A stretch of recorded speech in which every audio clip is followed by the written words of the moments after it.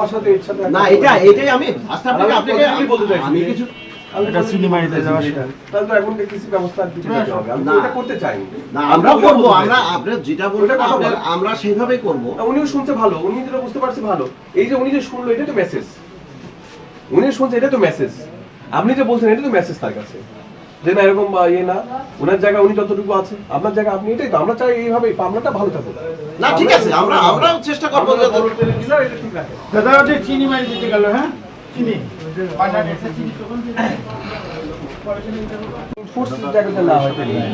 আর ওনারাও তো আমাকে এটা আশ্বস্ত করছে।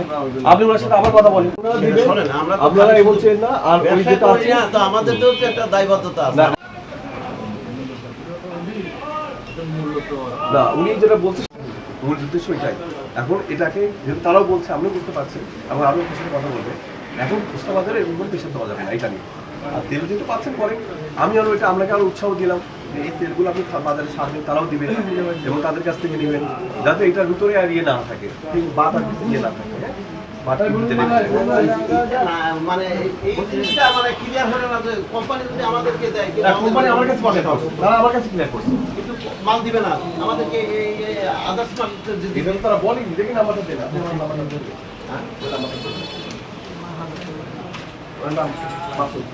হিসাব আছে, সে 2000 পাবনাই করে 2000 আমি অত চাইলে তো হবে না, ব্যবহার করবেই সে।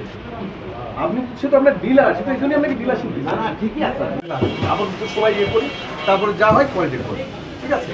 আমাকে এটা আশ্বস্ত, এবং এটা কিন্তু আমরা থামাইতে পারবো না।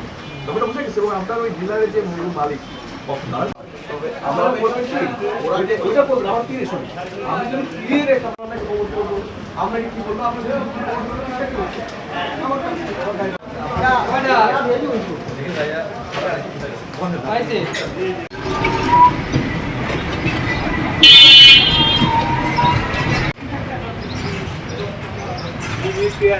সবাই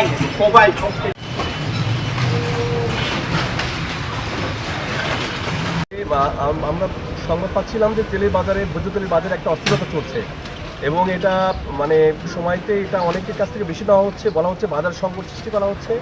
তো আমরা আসলে এটার ক্ষেত্রে দেখলাম যে বাজারে তেলের সরবরাহ থাকলে কিন্তু ডিলারদেরও আসলে জন্য কারসাজি আছে। যেমন ডিলার পর্যায়ে তারা সংকট সৃষ্টি করছে, যেমন আমরা উচ্চ পর্যায়ের কথা বলছি যেটা আপনারা দেখেছেন।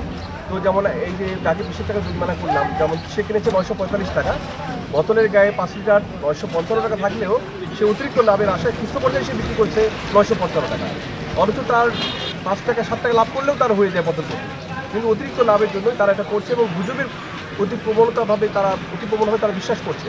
এবং আমরা এটা এরকমও দেখছি যে আমরা পথচারীকে জিজ্ঞেস করে দিচ্ছি সে কত টাকা বেশি দামে বিক্রি করছে, আমরা সেই দোকানকেও জরিমানা করছি, এবং দোকানের যে আমরা যে ভাউচার পেয়েছি সেটা নিয়ে আমরা ডিলারকেও পর্যন্ত জরিমানা করছি।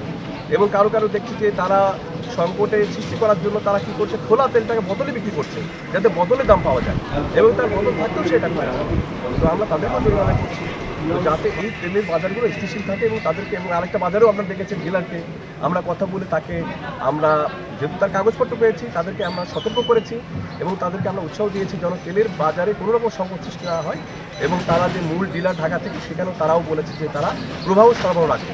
তো এটা নিয়ে আশা করছি আমরা বাসীরা এটা নিয়ে সংকট সৃষ্টি হবে না, এবং আগামী দিনগুলোতে আমরা আরও কঠোর থাকবো, অ্যালার্ট থাকবো, যাতে এটা কোনোভাবে কোনো সংকটের দিকে যেতে না পারে, এবং নির্ধারিত দাম থেকে কোনোভাবে এটা বেশি না পারে। আজকে কত টাকা সর্বমোট জরিমানা করলেন? আজকে আনুমানিক আমরা যেটা করেছি, আমরা 48 বা 48,000 টাকা, তাই না? কয়টি প্রতিষ্ঠানকে? 4টা প্রতিষ্ঠানকে এরকম 48,000 টাকা জরিমানা করেছি আমরা, এবং এটা আরও অব্যাহত থাকবে।